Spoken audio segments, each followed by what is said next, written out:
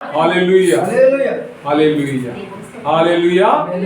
ప్రభువైన యేసుక్రీస్తు వారి నామములో పునరుత్థాన పండుగ శుభాకాంక్షలు అందరికీ తెలియజేస్తున్నా. దేవుని స్తోత్రం. Happy Easter. Hallelujah hallelujah. క్రీస్తు నేడు లేచెను. హల్లెలూయా. క్రీస్తు నేడు లేచెను. క్రీస్తు నేడు లేచెను. హల్లెలూయా. దేవుని బిడ్డలారా, ఈరోజు యావత్ ప్రపంచము ఈస్టర్ పండుగను జరుపుకుంటున్నారు. మరి ఈ ఈస్టర్ పండుగ అసలైన పేరు ఏంటంటే పునరుత్థాన పండుగ. పునరుత్థాన పండుగ. పునరుత్థానము అంటే పునరుత్థానము అంటే మరలా రావడం. మరలా పునరుత్థానం. పునః అంటే తిరిగి, ఉత్థానం అంటే రావడం, తిరిగి రావడం. దాన్ని మనం యేసు ప్రభువారు సమాధి నుండి లేచాడు అని చెప్తూ ఉన్నాం. దేవుని స్తోత్రం. హల్లెలూయా. ఇంగ్లీష్ లో ఏమంటారంటే Christ has died, Christ is risen. అంటే క్రైస్ట్ యేసు ప్రభువారు చనిపోయారు, ఆయన తిరిగి లేచారు. And Christ will come again అంటే క్రీస్తు మరలా రాబోతూ ఉన్నాడు. దేవుని స్తోత్రం. హల్లెలూయా. అంటే ప్రభు యొక్క ఉత్థానం జరిగింది, పునరుత్థానము జరిగింది, మరలా ఆయన తిరిగి రాబోతున్నాడు. ఆ పండుగ కూడా ఉంది. ఈ సిద్ధపాటు అంతా కూడా దాని కొరకే. ఈ రోజున మనము లేఖనంలో చూసినట్లయితే యేసు ప్రభు వారు మరి ఆయన మరి తిరిగి ఏ విధంగా లేచాడో అని స్వార్తను మనం చూస్తూ ఉన్నాం. యోహాను సువార్త 20వ అధ్యాయము, యోహాను సువార్త 20వ అధ్యాయము 1వ వచనం నుంచి 10వ వచనం వరకు నేను చదువుతున్నాను. ఆదివారమున ఇంకను చీకటిగా ఉన్నప్పుడు మగ్దలేని మరియా పెందలకాడ సమాధి యొద్దకు వచ్చి సమాధి మీద ఉండిన రాయి తీయబడి ఉండుట చూచెను. కనుక ఆమె పరిగెత్తుకొని సీమోను పేతురు వద్దకును యేసు ప్రేమించిన ఆ మరి యొక్క శిష్యుని వద్దకును వచ్చి ప్రభువును సమాధిలో నుండి ఎత్తుకొని పోయిరి, ఆయనని ఎక్కడ ఉంచిరో ఎరుగమని చెప్పాను. కాబట్టి పేతురును ఆ శిష్యుడును బయలుదేరి సమాధి యొద్దకు వచ్చిరి. వారిద్దరును కూడి పరిగెత్తుచుండగా ఆ శిష్యుడు పేతురు కంటే త్వరగా పెరిగెత్తి ముందుగా సమాధి యొద్దకు వచ్చి వంగి నారబట్టలు పడియుట చూచెను గాని అతడు సమాధిలో ప్రవేశింపలేదు. అతడు సీమోను పేతురు అతని వెంబడి వచ్చి సమాధిలో ప్రవేశించి నారబట్టలు పడియుటయు ఆయన తల రుమాలు నారబట్టలు ఎంతో ఉండగా వేరుగా ఒక చోట చుట్టి పెట్టియుట అది చూచెను. అప్పుడు మొదట సమాధి ఎందుకు వచ్చిన ఆ శిష్యుడు లోపలికి పోయి చూచి నమ్మాను. ఆయన మృతులలోని లేచుట అగత్యమని లేఖనము వారికి ఇంకను గ్రహింపరైది. అంతటా ఆ శిష్యులు తిరిగి తమ వారి యొద్దకు వెళ్ళిపోయిరి. ఆదివారము ఇంకను చీకటిగా ఉన్నప్పుడు ఎవరు వెళ్ళారు? మగ్దలేన మరియా వెళ్ళింది. ఎక్కడికి వెళ్ళిందంటే సమాధి యొద్దకు వెళ్ళింది. సమాధి అంటే పిల్లలకు భయం, పెద్దలకు భయం. సమాధిలోకి వెళ్ళాలంటే భయపడిపోతారు అందరూ కూడా. దెయ్యాలు లేవని, భూతాలు లేవని కందుకూరి వీరేశలింగ పంతులు గారు ఏం చేశారంటే నిరూపించడం కోసం సమాధుల్లో పడుకునేవాడిలే. జనాలందరూ భయపడిపోతున్నారు. భయపడిపోతుంటే ఈ భయాదాలు తీసేయడం కానీ సమాధులతో తోటలో పడుకునేవాడు. ఆ విధంగా యేసు ప్రభు వారు ఈ రోజున మరి ఆ యొక్క సమాధిలో ఆయన కూడా మరణించిన తర్వాత ఆయన ఎక్కువగా ప్రేమించినటువంటి ఆయన శిష్యుల్లో మరి 12 మందిలో చేర్చలేదు కానీ ఆయన శిష్యుల్లో ఒకరైనటువంటి అరిమత్తాయి యోసేపు, ఆయన ఈ సిలువ నుంచి ఆ శరీరాన్ని ఆయన బాడీని తీసుకుని పిలాతు దగ్గర పర్మిషన్ అంటే అయ్యా మేము సమాధి చేయడానికి ఆయన శరీరాన్ని అప్పచెప్పని అడుగుతారు. ఆయన ఆ బాడీని తీసుకెళ్ళి సమాధి ఎవరు కూడా ఎప్పుడు తన కొరకు తలుచుకున్నాడు. సమాధి ఎవరి కొరకు అండి? తన కొరకు సమాధి కట్టుకున్నాడు ముందుగానే. ఆ సమాధిలో యేసు ప్రభు వారికి బాడీని తీసుకెళ్ళి ఆ సమాధిలో పెట్టాడు. అంటే ప్రియదేని బిడ్డలారా, సమాధి అంటే భయము, మరణము అంటే భయము. సో ఈ భయాందోళనలో ఉన్నటువంటి మనకు ఈ భయాన్ని తీసివేయటానికి యేసు ప్రభు వారు మరణాన్ని జయించారు. దేవుని స్తోత్రం. హల్లెలూయా. 1 కొరింథీయులకు రాసిన లేఖ 15వ అధ్యాయము 55వ వచనం. 1 కొరింథీయులకు రాసిన లేఖ 15వ అధ్యాయము 55వ వచనము. ఓ మరణమా నీ విజయం ఎక్కడ? ఓ మరణమా నీ ముల్లెక్కడ? మరణపు ముల్లు పాపము, పాపమునకున్న బలము ధర్మశాస్త్రమే. అయినను మన ప్రభు అయిన యేసు క్రీస్తు మూలముగా మనకు జయము అనుగ్రహించుచున్న దేవునికి స్తోత్రం కలుగును గాక. ఆమేన్. ఈ విధంగా ప్రియదేవుని బిడ్డలారా, మరణమా నీ ముళ్ళు ఎక్కడ? ఓ మరణమా నీ విజయం ఎక్కడ? అంటే మరణానికి ముళ్ళు ఏమిటి అంటే పాపము. మరణానికి ముళ్ళు ఏంటండి? పాపము. మరణ యొక్క ముళ్ళు పాపము. ఈ పాపం ఏం చేసిందంటే మనల్ని దాస్యములోనికి నెట్టింది. పాపము చేయువాడు పాపానికి దాసుడవుతున్నాడు. You become a slave to sin.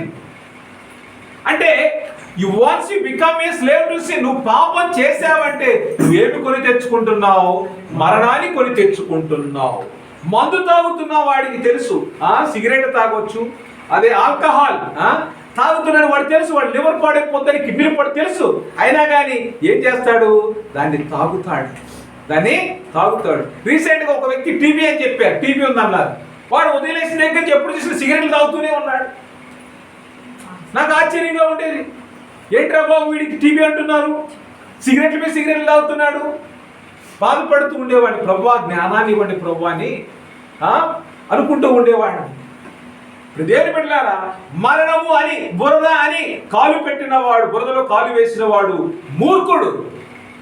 పాపము అని తెలిసి పాపం చేసిన వాడు మూర్ఖుడు.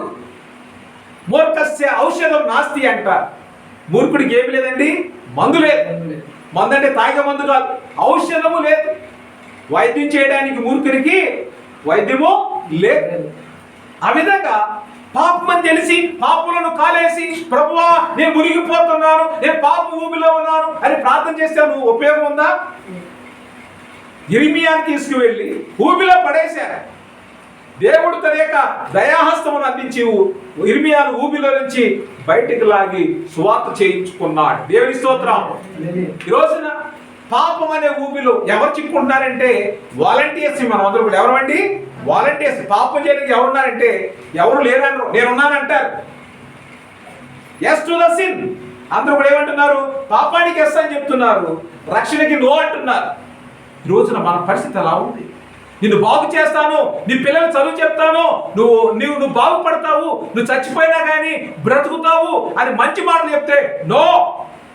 ఈ విధంగా రోషం కలిగి మొహాల మీద దాడులు చేసేవాళ్ళు ఉన్నారు, మొహాల మీద ఉమ్మేసేవాళ్ళు ఉన్నారు. మంచి మాటలు చెప్తే హేళన చేసేవాళ్ళు ఉన్నారు, చులకన చేసేవాళ్ళు ఉన్నారు ఈ ప్రపంచంలో. మరి యేసు ప్రభు వారిని ద్వేషించారు కదా. ద్వేషించిన వాడు ఏమయ్యాడు? అపహసించిన వాడు ఏమయ్యాడు? వస్త్రాలు పీకిన వాడు ఏమయ్యాడు? బలంగా పొడిచిన వాడు ఏమయ్యాడు? వీళ్ళందరికీ సమాధానం సైలెంట్ టూమ్. నిశ్శబ్దంతో కూడుకున్నటువంటి ఆ సమాధి వాళ్ళకి సమాధానం చెప్పింది. దేవుని స్తోత్రం. హల్లెలూయా. మత్తయి సువార్త 20వ అధ్యాయం 28వ అధ్యాయం 6వ వచనంలో చూసినట్లయితే ఆయన ఇక్కడ లేడు. ఆయన ఇక్కడ లేడని వాక్యం సెలవిస్తున్నది. దేవుని స్తోత్రం. ఆ మత్తయి సువార్త 28వ అధ్యాయం 6వ వచనం. ఆయన ఇక్కడ లేడు. తాను చెప్పినట్లే ఆయన లేచి ఉన్నాడు. రండి ప్రభు పండుకొని ఉన్న స్థలమును చూచి త్వరగా వెళ్ళి ఆయన మృతులలో లేచి ఉన్నాడని ఆయన శిష్యులకు తెలియజేయడి. దేవుని స్తోత్రం. హల్లెలూయా. ఆయన ఇక్కడ లేడు, తాను చెప్పినట్టే ఆయన లేచి ఉన్నాడు. దేవుని బిడ్డలారా, ఖాళీ సమాధి. ఉదయాన్నే మగ్దలేన మరి లేచి వెళ్ళిపోయింది. ఆశ ఎవరిని చూడాలని? ప్రభుని చూడాలని. అయితే ఆమె జీవితంలో ప్రభు ఒక రక్షణ కార్యం జరిగించాడు. తనలో ఉన్నటువంటి దెయ్యాలను వదిలించాడు. 7 దెయ్యాలు వదిలించాడు కాబట్టి విమోచన కలిగింది. ఆ దెయ్యాల నుంచి విడుదల పొందింది, పాపం నుంచి విడుదల పొందింది, శాపం నుంచి విడుదల పొందింది. కాబట్టి ప్రభుతో ఉండాలనే ఆశ. దేవుని స్తోత్రం. ఆ ఆశతో ఏమైందంటే చనిపోయినటువంటి ఆ ప్రభు నేను పాతి పెట్టిన సమాధి దగ్గరికి వేకువజామునే వెళ్ళి ఎదురు చూస్తుంది. ఆయన ఏమన్నాడు? నేను మరణించినను తిరిగి లేస్తాను, 3 రోజులు లేస్తానని చెప్పాడు. వెళ్ళింది అక్కడికి. ప్రభు యొక్క శరీరానికి ఇంకా పరిమళ ద్రవ్యాలు పుయ్యాలని వెళ్ళింది. బండ చూస్తే అక్కడ బండ తీయడానికి ఎవరు ఉన్నారు ఎదురు చూసింది. వెళ్ళేసరికి ఆ రాయి తీయబడి ఉంది. రాయంతా కూడా తీయవేయబడింది, తీసేశారు. రాయి దొల్లింపబడి ఉంట ఆమె చూసింది, చూసి భయపడిపోయింది. సమాధిలో ఎవరు లేరు, మీరు ఎవరు వెతుకుతున్నారంటే అదేమని చెప్పిందంటే నజరేయుడగు యేసును అని సెలవిచ్చింది. దేవుని బిడ్డలారా, ఆయన చెప్పిన విధంగా తిరిగి లేచాడు. యేసు ప్రభువు చెప్పిన విధంగా తిరిగి లేచాడు. సో ఆయన మాటలో సత్యం ఉంది. ఆయన లేస్తానని చెప్పాడు కాబట్టి ఆ మాట నేను కూడా గ్రహించింది, మగ్ధలేని మరి కూడా గ్రహించింది. అందుకే దేవుడు మరి నాకు ఇచ్చాడు తలంతుని బట్టి నేను ఒక పాట రాశాను, ఎన్నో సంవత్సరాల క్రితం రాశాను. చెప్పిన రీతిన లేచిన యేసు ముందుగా గలిలయ చేరెనయ్యా. చెప్పిన రీతిన లేచిన యేసు ముందుగా గలిలయ చేరెనయ్యా. నమ్మనితో మా సందేహింపగ ప్రభువే దర్శనమివ్వంగా. నమ్మనితో మా సందేహింపగ ప్రభువే దర్శనమివ్వంగా. నా ప్రభువా నా దేవ అని విశ్వాసముతో నుడివినయ్యా. నా ప్రభువా నా దేవ అని విశ్వాసముతో నుడివినయా.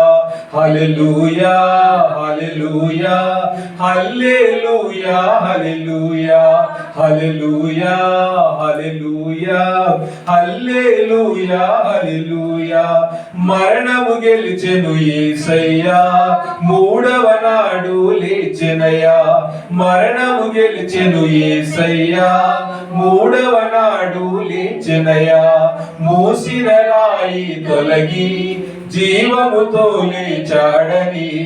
మూసిన రాయి తొలగి జీవముతో లేచాడని కావలి దూతలు తెలిపిరయా. కావలి దూతలు తెలిపిరయా. శిష్యులకు అగుపించెనయా, శిష్యులకు అగుపించెనయా. హల్లెలూయా హల్లెలూయా హల్లెలూయా హల్లెలూయా హల్లెలూయా హల్లెలూయా హల్లెలూయా హల్లెలూయా హల్లెలూయా. ఆయన ఇక్కడ లేడు. ఎవరు చెప్పారు సమాధానం? దూత చెప్పింది. అప్పుడున్నటువంటి దూత మగ్ధలేని మరియతో ఆయన ఇక్కడ లేడని చెప్పింది.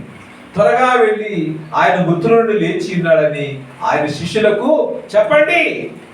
సాక్ష్యం ఎవరిస్తున్నారు? మగ్ధలేని మరియ సాక్ష్యం ఇవ్వమని చెప్పేసి మగ్ధలేని మరియను చెప్పు వెళ్ళు, వాళ్ళ శిష్యులు కూడా చెప్పు అని చెప్పేసి పంపిస్తూ ఉన్నారు. అక్కడ మీరు ఆయన ఇదిగో ఆయన గలీలోనికి మీకు ముందుగా వెళ్ళుచున్నాడు, అక్కడ మీరు ఆయన చూతురు. ఇదిగో మీతో చెప్పించినటువంటి వారు భయముతో మహా ఆనందంతో సమాధి యొద్ద నుండి త్వరగా వెళ్ళి ఆయన శిష్యులకు వర్తమానం తెలియజేశారు. దేవునికి స్తోత్రం. హల్లెలూయా హల్లెలూయా. ఈ విధంగా ప్రియ దేవుని బిడ్డలారా, యేసు ప్రభువారు ఖాళీ సమాధి సమాధానం చెప్పింది. ఎవరికంటే ప్రధాన యాజకులకి, పరిసేయులకి, శత్రువులకి, ఏర్పాటు చేసిన అందరికి కూడా ఖాళీ సమాధి became the answer to their persecution. వాళ్ళు పెట్టిన శ్రమలకు సమాధానం ఖాళీ సమాధి. ఈ రోజున మరి క్రైస్తవ విశ్వాసమును నీ మీద ఎన్ని ఒడిదుడుకులు జరిగినా, అలజడులు జరిగినా ప్రభు నీకు తోడుగా ఉన్నాడు. నా ప్రియ సహోదరి సహోదరుడా, ఈ రోజున మన యొక్క జీవితంలో మరి మనిషి యొక్క జీవితం ఎలా ఉందంటే అనేక శ్రమల గుండా ప్రయాణం చేస్తూ ఉన్నాం. ఈ మరణాన్ని ఎవరు ఆయనకి ఇవ్వలేదండి. ఈ మరణ శాసనాన్ని ఆయనే రాసుకున్నాడు. ఈ మరణ శాసనాన్ని ఆయనే రాసుకున్నాడు. హెబ్రీయులకు రాసిన లేఖ 9వ అధ్యాయము 16వ వచనం. హెబ్రీయులకు రాసిన లేఖ 9వ అధ్యాయము 16వ వచనం. మరణ శాసనం ఎక్కడ ఉండునో అక్కడ మరణ శాసనం రాసిన వాని మరణము ఆవశ్యము. ఆ శాసనము రాసిన వాడు మరణము పొందితేనే అది చెల్లును. అది రాసిన వాడు జీవించుచుండగా అది ఎప్పుడైనా చెల్లునా? మరణ శాసనము ఎక్కడ ఉండునో అక్కడ ఏముంటదండి? మరణం ఉంటది. మరణ శాసనం ఎక్కడ ఉండదో అక్కడ ఏముంటది? మరణం ఉంటది. ఈ మరణ శాసనాన్ని ఎవరు రాశారు అంటే ఆయనే రాసుకున్నాడు. యేసు ప్రభువారే రాసుకున్నాడు. విలునామ రాస్తాం మనం. తల్లిదండ్రులు పిల్లలకి విలునామ రాస్తారు. వాడు బ్రతికుండగా నేను చనిపోయిన తర్వాత నా తనంతరము ఈ యొక్క ఆస్తి నా కూతురికి చెందుతుంది, నా కొడుకు చెందుతుంది అని రాస్తారు. బ్రతికుండగా చెందుతుందా, చనిపోయిన తర్వాత చెందుతుందా? చనిపోయిన తర్వాత హక్కుదారుడు అవుతారు, ఎవరి పేరు మీద రాశారు వాడు. ఆ విధంగా ఈ మరణ శాసనము ఆయన బ్రతికుంటే చెల్లుబాటు కాదు. ఆయన చనిపోవాలి, ఆయన ప్రాణం పెట్టాలి. అప్పుడే ఆ మరణ శాసనానికి విలువ ఉంది. కాబట్టి ఆయన నీ కొరకు నా కొరకు సిలువను మోసాడు. సిలువను మోసి తన ప్రాణాన్ని పెట్టాడు. అందుకే ఆయన ఏమన్నాడంటే మరణం యొక్క ముళ్ళు పాపము అన్నాడు. ఈ పాపములో బంధించబడ్డ వారిని విడిపించడానికి, సమాధిలో బంధించబడ్డ వారిని విడిపించడానికి యేసు ప్రభువారు భూమి మీదకి వచ్చారు. దేవునికి స్తోత్రం. హల్లెలూయా, హల్లెలూయా. దేవుని బిడ్డలారా, చీకటి తర్వాత వెలుగు వస్తుంది, మరణం తర్వాత జీవం వస్తుంది. అందుకే యేసు ప్రభువారు అన్నారు, పునరుత్థానమును జీవమును నేనే, నా యందు విశ్వాసం ఉంచువాడు మరణించినను బ్రతుకును. దేవునికి స్తోత్రం. హల్లెలూయా. నువ్వు బ్రతకాలి అంటే విశ్వాసం ఉండాలి. నువ్వు మరణించాలి అంటే నీలో విశ్వాసం ఉండాలి. నమ్మి నమ్మి విశ్వసించిన వాడు మరణించినను తిరిగి లేస్తాడు. ఈ యొక్క హోప్ మనకి ఎప్పుడు వచ్చిందంటే యేసు ప్రభువారు పునరుత్థానములో వచ్చింది. అందుకే శిష్యులు అన్నారు, మేము పునరుత్థానుడైనటువంటి యేసును ప్రకటించుచున్నాము అన్నారు. దేవునికి స్తోత్రం. హల్లెలూయా. ఎవరు ప్రకటిస్తున్నారు? ఆయన పునరుత్థానుడైనటువంటి యేసును ప్రకటిస్తూ ఉన్నారు. మనం ఎవరిని ఆరాధిస్తున్నామంటే ఆ యొక్క పునరుత్థానుడైనటువంటి యేసును ఆరాధిస్తున్నాం కానీ సమాధిలో పాతి పెట్టబడి కుళ్ళిపోయినటువంటి యేసు ప్రభుని మనము ఆరాధించట్లేదు. శవాన్ని మనం ఆరాధించట్లేదు. ఇది శవ రాజకీయాలు కాదు. దేవుని బిడ్డలారా, శవానికి ప్రాణం పోసినటువంటి యేసయ్య యొక్క జీవమును మనం పండగ జరుపుకుంటూ ఉన్నాం. ఆయన మరణాన్ని జయించాడు. ఏనా ఆయన విక్టరీ ఓవర్ ద డెత్, ఆయన యొక్క విజయం దేని మీద అంటే మరణం మీద విజయాన్ని సాధించాడు. కాబట్టి ఆ జీవపు పండుగను మనమందరం కూడా జరుపుకుంటూ ఉన్నాం. This is the festival of resurrection. కాబట్టి దేవుని బిడ్డలారా, ఆయన ఏమన్నాడు? నీవు నా యందు విశ్వాసం ఉంచితే మరణించినా గానీ బ్రతుకుతావు అన్నాడు. సో ఇప్పుడు ఈ మరణము ఆయన్ని బంధించడం అసాధ్యము. అపోస్తలుల కార్యాలు 2వ అధ్యాయము 24వ వచనం, మరణము ఆయనను బంధించడం అసాధ్యము అన్నాడు. ఎందుకు అసాధ్యము అంటే ఈ మరణం మీద అధికారం ఆయనకు ఉంది. ఈ మరణ శాసనాన్ని ఎవరు రాశారు? యేసు ప్రభువారు రాశారు. ఎవరు రాశారండి? యేసు ప్రభువారు రాశారు. అందువల్ల ఆ మరణం మీద ఆయనకు అధికారం ఉన్నది. ప్రియ బిడ్డలారా, 24వ వచనం చూడండి. అపోస్తలుల కార్యాలు 2:24, మరణము ఆయనను బంధించుట అసాధ్యము కనుక దేవుడు మరణ వేదనను తొలగించి ఆయనను లేపెను. హల్లెలూయా, హల్లెలూయా. మరణము మీద ఆయనకి అధికారం ఇచ్చాడు దేవుడు. పాతాళ లోకములు ఆయన విడువబడలేదని, ఆయన శరీరం కుళ్ళిపోలేదని దావీదు ముందుగా తెలుసుకొని ఆయన పునరుత్థానం గురించి మనకు తెలియజేశాడు.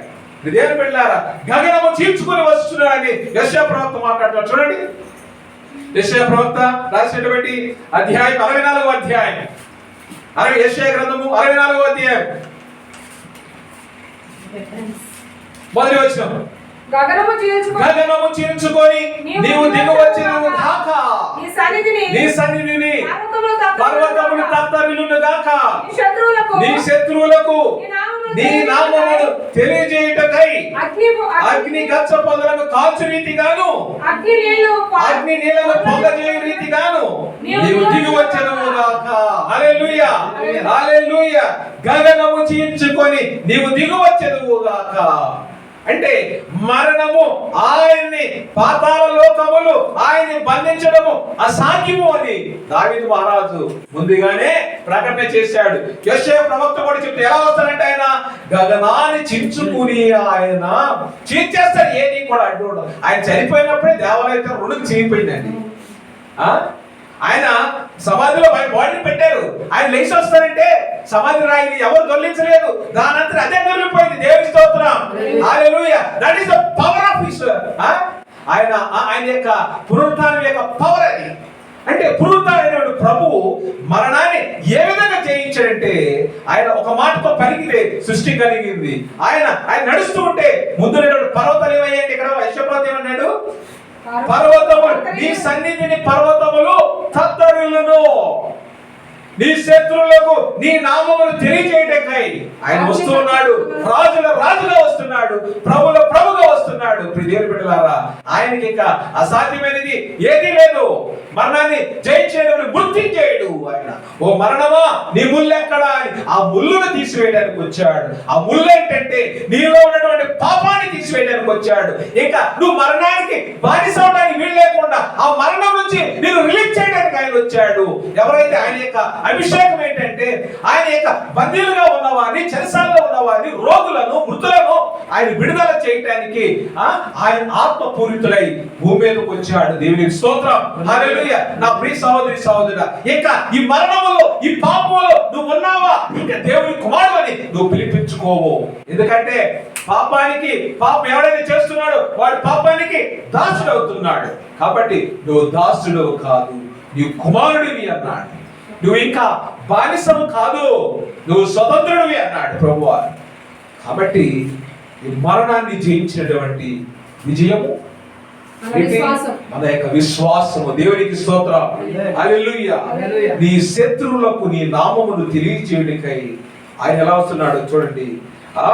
అగ్ని గచ్చ పొదలను కాల్చి రీతిగాను, అగ్ని నీళ్లను పొంగజేయ రీతిగాను నీవు దిగవచ్చును గాక. జరుగునని మేము అనుకొనని భయంకరమైన క్రియలు నువ్వు చేయగా, జరుగునని మేము అనుకొనని క్రియలు, భయంకరమైన క్రియలు నువ్వు చేయగా, అన్య జనులు నీ సన్నిధిని కనబడుదురు గాక. నీవు దిగివచ్చెదవు గాక, నీ సన్నిధిని పర్వతములు తత్తరిల్లును గాక. ఆమేన్. అన్య జనులు ఎవరు? మనం ఊహించామండి? ఊహించామా ఆయన వస్తాడని?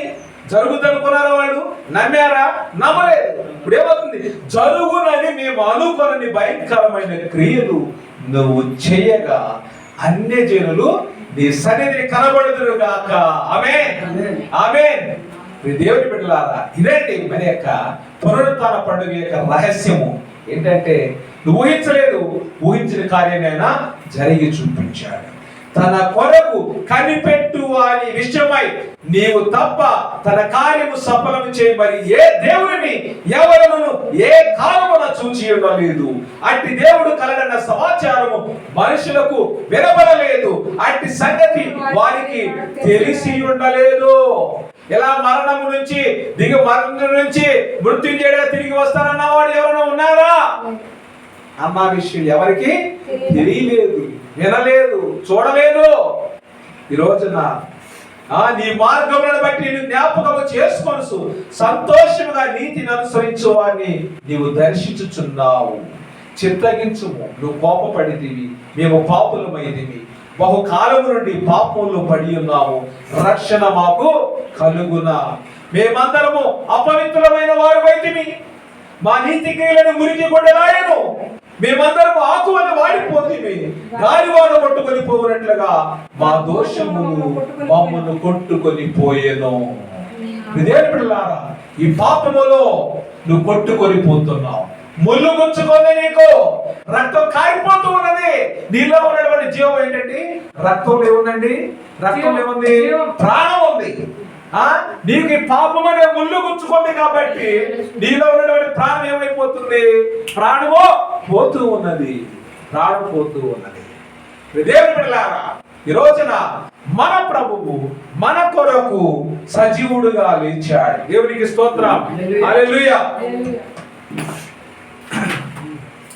ఆయన మృత్యుంజయుడిగా ఈ రోజున మనల్ని ప్రభు నిలబెట్టాడు. దేవునికి స్తోత్రం, హల్లెలూయా. క్షమించండి, మృత్యుంజయుడైనటువంటి ప్రభు మనల్ని నిలబెట్టాడు. మనం కూడా ఈ మరణాన్ని జయించాలని ఆయన ఆశపడుతున్నాడు. యోహాను సువార్త 16వ అధ్యాయం 33వ వచనం అంటారు, నేను లోకాన్ని జయించాను, మీరు కూడా జయించండి అన్నాడు. జయ జీవితం ఇవ్వడానికి ప్రభు వారు భూమి మీదకి వచ్చారండి. మరణమే ఆయన బంధించలేకపోయింది, రాజులు బంధించలేకపోయారు. మరణం అంటే ఆయన బ్రతికుండగా ఒక మాట చెప్పారు, గోధుమ గింజ భూమిలో పడి చచ్చితేనే గాని అది మొలకెత్తదు అన్నారు. ఆ గోధుమ గింజ ఎవరండి? ఆయనే. దేవునికి స్తోత్రం, హల్లెలూయా. నా ప్రాణాన్ని ఈయటానికి తీసుకోవడానికి నాకు అధికారం ఉంది అన్నారు. అంతేగాని మనుషులు కాదు అధికారం. ఇదేదో వాడు చెప్పారనుకుంటున్నారే మీరు, ఇది వాడు చేసింది కాదు. తన ప్రాణాన్ని ఆయనే పెట్టాడు, వాలంటీర్. అంటే ఎదుటి వాళ్ళ యొక్క పాపం కోసం తన ప్రాణం పెట్టడానికి ఆయన వాలంటీర్ గా ముందుకు వచ్చాడు. దేవునికి స్తోత్రం, హల్లెలూయా. ఆ మరణంలోకి వెళ్ళాడు, సమాధిలోకి వెళ్ళాడు.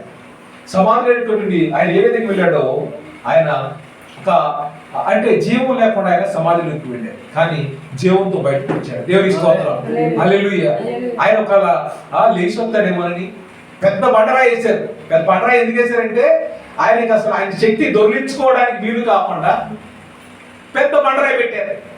ఒకవేళ ఈయన చెప్పాడు కదా లెగుస్తానని, ఒక లెగిస్తే వీళ్ళందరూ నమ్ముతారు, మన అధికారం పోతే మనం చులకనైపోతామని ప్రధాన యాజకులు, పరిసయ్యులు, అధికారులు వీళ్ళందరూ కూడా భయపడిపోయారు. పెద్ద బండరాయి పెట్టేశారు. ఆయన లేచి వస్తుంటే పర్వతాలు ఏమవుతాయండి? తత్తరిల్లుతాయని యెషయా ప్రవచించాడా లేదా? బండరాయి ఏమైపోయింది? తొలగిపోయింది. మగ్దలేనే మరి అనుకుంది, ఆ రాయి ఎవరు తీస్తారు, ఎవరన్నా ఉంటారా అనుకుంది. వచ్చేసరికి అపనమ్మకం వల్ల ఏమైందంటే ఆశ్చర్యంగా మారిపోయింది. అనుమానాన్ని క్లీన్ చేసేసాడు ఆయన. ఆ రాయి ఉందా? నీ జీవితంలో కూడా నువ్వు ఎలా దేవుని మందిరానికి వస్తున్నావో ఒకసారి ఆలోచించుకోవాలి నా ప్రియ సహోదరి సహోదరుడా. ప్రభు ఇస్తున్నటువంటి అవకాశం ఇది మనల్ని మనము పరిశీలించుకోవడానికి. మగ్దలేనే మరియ చూసింది, ఖాళీ సమాధిని చూసేది, సైలెంట్ గా ఉందా? ఊరు వాళ్ళ ప్రకటన చేసింది. ఆ సువార్తను ఈ రోజున మనము విన్నాము, నేర్చుకున్నాము, ఆ ప్రభుని ప్రకటిస్తున్నాం. దేవుని స్తోత్రం, హల్లెలూయా. ఈ రోజున ప్రియ దేవుని బిడ్డలారా, యేసు ప్రభు వారు శిష్యునికి దర్శనమిచ్చి తర్వాత శిష్యుడు కనపడి సదాకాలం నేను మీతో ఉన్నాను. దేవుని స్తోత్రం. మత్తయి సువార్త 28వ అధ్యాయము 20వ వచనం చూడండి. మత్తయి సువార్త 28వ అధ్యాయము 20వ వచనం. నేను మీకు ఏ సంగతులు ఆజ్ఞాపించితినో వాటన్నిటినీ గైకొనవలెనని వారికి బోధించుడి. ఇదిగో నేను యుగ సమాప్తి వరకు సదాకాలము మీతో కూడా ఉన్నానని వారితో చెప్పాను. దేవునికి స్తోత్రం, హల్లెలూయా. యుగ సమాప్తి వరకు, till the end of the world. అదైతే యుగాంతము వరకు సదాకాలము మీతో కూడా ఉన్నానని ఆయన సెలవిచ్చాడు. అంటే ఎంత గొప్ప అదృష్టాన్ని ఈ రోజున మనకి ఇచ్చాడో మనం తెలుసుకోవాలి. ప్రియ బిడ్డలారా, మరణం బంధించలేకపోయింది, అధికారులు ఏమి చేయలేకపోయారు. ఈ రోజున అందరి ఆలోచనలను తలకిందులు చేస్తూ ఆయన మరణాన్ని జయించాడు. ప్రియ బిడ్డలారా, మన జీవితాల్లో కూడా ఆయన ఏమంటున్నాడు? యుగ సమాప్తి వరకు నేను మీతో ఉంటానంటున్నాడు. సో ఎవరైతే ఆయనలో విశ్వాసం ఉంచుతారో వారందరికీ కూడా ఒక గొప్ప వరాన్ని ఇస్తున్నాడు. చూడండి, మార్కు సువార్త 16వ అధ్యాయము 14వ వచనం చదువుతున్నాను. మార్కు సువార్త 16వ అధ్యాయం 14వ వచనం నుంచి నేను చదువుతున్నానమ్మా. పిమ్మట 11 మంది శిష్యులు భోజనములకు కూర్చున్నప్పుడు ఆయన వారికి ప్రత్యక్షమై తాను లేచిన తరువాత తను చూచిన వారి మాట నమ్మనందున వారి అపనమ్మకము నిమిత్తము హృదయ కాఠిన్యం నిమిత్తము వారిని గద్దించెను. మరియు మీరు సర్వలోకమును వెళ్ళి సర్వ సృష్టికి సువార్తను ప్రకటించుడి. నమ్మి బాప్తిసం పొందిన వాడు రక్షింపబడును, నమ్మని వారికి శిక్ష విధింపబడును. నమ్మిన వారి వలన ఈ సూచక క్రియలు కనబడును. ఏమనగా నా నామమున దయ్యములను వెళ్ళగొట్టుదును, కొత్త భాషలు మాట్లాడుదు, పావులను ఎత్తి పట్టుకొందు, మరణ కారణమైనది ఏది తాగినను అది వారికి హాని చేయదు, రోగుల మీద చేతులు ఉంచినప్పుడు వారు స్వస్థత నొందుదురని వారితో చెప్పాను. దేవునికి స్తోత్రం, హల్లెలూయా. దేవుని బిడ్డలారా, నమ్మిన వారి వలన ఈ సూచక క్రియలు కనబడు. నువ్వు నమ్మావా? ఏం జరుగుతుంది ఇప్పుడు నీలో? గొప్ప అద్భుతాలు జరుగుతాయి. దేవుని స్తోత్రం. హల్లెలూయా. కొత్త భాషలు మాట్లాడతావు, దేహాలను వెళ్ళగొడతావు, రోగులను స్వస్థపరుస్తావు. మరణకరమైన ఏది తాగినది ఏ మాత్రం కూడా నీకు హాని చేయదు.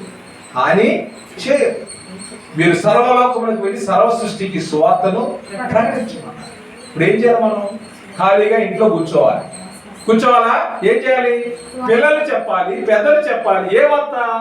యేసు ప్రభు వారు మరణించారు, తిరిగి లేచారనే వార్త. పాపుల కొరకు ఆయన ప్రాణం పెట్టాడు. యేసు ప్రభు వారు పాపుల కొరకు ప్రాణం పెట్టాడు. ఆయనే సమాధిలో లేచి వచ్చాడని సువార్తను మనం ప్రపంచానికి ప్రకటన చేయాలి. దేవునికి స్తోత్రం. ఆ సువార్తను చేయడం కోసమే నిన్ను నన్ను ఇంకా ఆయన సజీవుడిగా ఉంచాడు. ఇదిగో ప్రకటన గ్రంథంలో అంటాడు, ప్రకటన మొదటి అధ్యాయం 8 వచ్చినట్టు, నేను మొదటి వాడను అల్ఫాయు ఒమేగా నేనే అంటాడు. అంటే దాని ముందు తర్వాత కదా, అసలు నేనే మొదటి వాడను కడపటి వాడను. సో తండ్రి దగ్గరికి వెళ్ళాలంటే ఆయన ద్వారానే ఎవరికి రాగానే, ఆయన లేకుండా ఎవరు కూడా గొర్రెలు ప్రవేశించు ద్వారమును నేనే, నా ద్వారా తప్ప ఎవరు తండ్రి యొద్దకు రాలేడు. So through Jesus Christ you enter into the heaven. పరలోక రాజ్యం ప్రవేశించాలంటే ఎవరి ద్వారా సాధ్యమైనది? యేసు ప్రభువారి ద్వారా సాధ్యం. ఆయన ఏమన్నాడు? ఆయన నమ్మి బాప్తిస్మం పొందిన వాడు రక్షింపబడును, నమ్మని వానికి శిక్ష విధింపబడును. నువ్వు నమ్మావా? నువ్వు పరలోక రాజ్యంలో ఉంటావు, నమ్మలేదా నరకంలో ఉంటావు. కాబట్టి ఇది టైం. ఆయన చెప్తున్నాడు, ఆయన ఇచ్చేటువంటి సమయం అండి. కాబట్టి ఈ సమయంలో దేవుని బిడ్డలారా, ప్రభు యొక్క బిడ్డలుగా మనం ఇంకా ఖాళీ సమాధులు వెతికేవాడిగా ఉన్నామా? ఖాళీ సమాధులు వెతికేవారిగా మనం ఒకసారి పరిశీలించుకోవాలి. ఎక్కడైతే ఆత్మ లేదు అక్కడ తిరుగుతున్నావా? ప్రభువు లేని చోట ఎవరు ఉండకూడదు? పరిశుద్ధులు ఉండకూడదు. ప్రభు లేని చోట పరిశుద్ధులు ఉండడానికి వీల్లేదు. అది నువ్వు వచ్చేసే స్థలమైనా కానీ, నీ బంధువులు ఇల్లైనా కానీ, ఎక్కడైతే ప్రభువు లేడో ఆ స్థలంలో నువ్వు ఉండడానికి వీలేదు. ఎందుకు ఉండాలి? ప్రభు లేని చోట నువ్వు ఎందుకు ఉండాలండి? నా దేవుడి స్థానం చేయాలి, నువ్వు ఎందుకు ఉండాలి? ఒకసారి జాగ్రత్తగా ఆలోచించాలి. ఇది పునరుత్థాన ప్రభు యొక్క ఆజ్ఞ. ఆయన ఆజ్ఞ. దేవుని నామాన్ని అగౌరవపరిచే వారి మధ్య, ఆయన హేళన చేసే వారి మధ్య, ఆయన గౌరవించిన వారి మధ్య, ఆయన నమ్ముకునే వారి మధ్య మనం తిరుగులాడుతున్నాం. ప్రభుని పక్కన పెడుతూ ఉన్నాం. జాగ్రత్తగా ఆలోచించాలి. దేవుని యొక్క మందిరంలో మనం ఆయన్ని ఆరాధించడానికి, ఆయన నామాన్ని మెరుగుపరచడానికి ప్రతి ఆదివారం కూడా దేవుని మందిరానికి వస్తూ ఉన్నాం. పునరుత్థాన ప్రభు గురించి మనం ప్రకటించాలి. ఆ పునరుత్థాన మహిమను, ఆ వరాలను మనం పొందుకోవాలి. దేవుని బిడ్డగా మగ్దలేనే మరియ పొందుకుంది కాబట్టి ఈ రోజున ఆమె, ఎందుకంటే పాపములో ఉన్నటువంటి స్త్రీ ప్రభు గురించి ప్రకటన చేసింది. దేవునికి స్తోత్రం. హల్లెలూయా. మనలో ఉన్నటువంటి పాపపు ముళ్ళను విరగొట్టడానికి ప్రభు భూమి మీదకి వచ్చి ఉన్నాడు. దేవునికి స్తోత్రం. హల్లెలూయా. కాబట్టి ప్రాణం ఉండగా ప్రభుని నమ్ముకో. ప్రాణం ఉండగా ఇల్లు చక్క పెట్టుకో. ప్రాణం పోయిన తర్వాత నువ్వు ప్రాణం ఉండగా ప్రభు దగ్గర రాకపోతే, ప్రాణం పోయిన తర్వాత అందరూ ఇక మనకి అవకాశం, ప్రభు దగ్గరికి వచ్చే అవకాశము ఉండదు. మృతులు ఎలా లేగుతారు? ధనవంతులు లాజరు ఉపమానం తెలుసు కదా.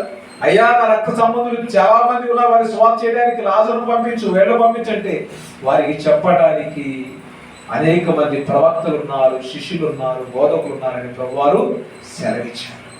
నా ప్రియ సహోదరి సహోదరుడా, సమాధిలో లేనటువంటి ప్రభుని ఒకవేళ నువ్వు వెతుకుతున్నావేమో ఆలోచించు.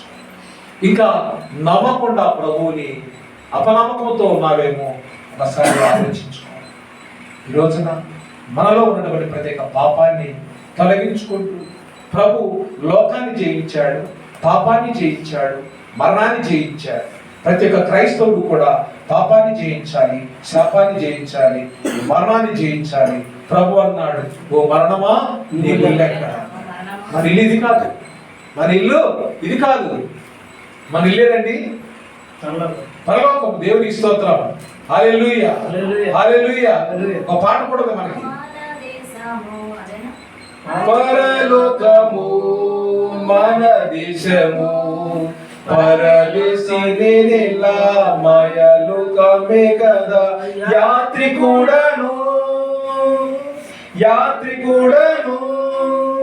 పరలోకము మన దేశము పరదేశినిలా మాయలోకమే గని యాత్రికుడను ఎంతో అందమైనది పరలోకము అసమానమైనది నా దేశము ఎంతో అందమైనది పరలోకము అసమానమైనది నా దేశము ఎల్లప్పుడూ విశ్వాసంతో యాత్రను సాగింతును ఎల్లప్పుడూ విశ్వాసంతో యాత్రను సాగింతును పరలోకము నా దేశము పరదేశినిలా మాయలోకమే గని యాత్రికుడను నిత్యానందముండును పరమందున నీతి సమాధానము ఉండునచట నిత్యానందముండును పరమందున నీతి సమాధానము ఉండునచట పొందేదాను విశ్రాంతిని శ్రమలన్నీ వీడి పొందేదాను విశ్రాంతిని శ్రమలన్నీ వీడి పరలోకము నా దేశము పరదేశినిలా మాయలోకమే గని యాత్రికుడను. హల్లెలూయా హల్లెలూయా. దేవుని బిడ్డలారా, ఈ యొక్క పునరుత్థాన పండుగలో ప్రభు మనలను మన కుటుంబాలను మన బిడ్డలను దేవుడు ఆశీర్వదించి ఆ పునరుత్థాన ప్రభు యొక్క ఆశీర్వాదాలు మనకు మన కుటుంబాలకు సదాకాలము మనందరికి యుగ సమాప్తి వరకు దేవుని కృపాక్షేమాలు మనకు తోడుగా నడిపించును గాక. ఆమేన్. Happy Easter. హల్లెలూయా.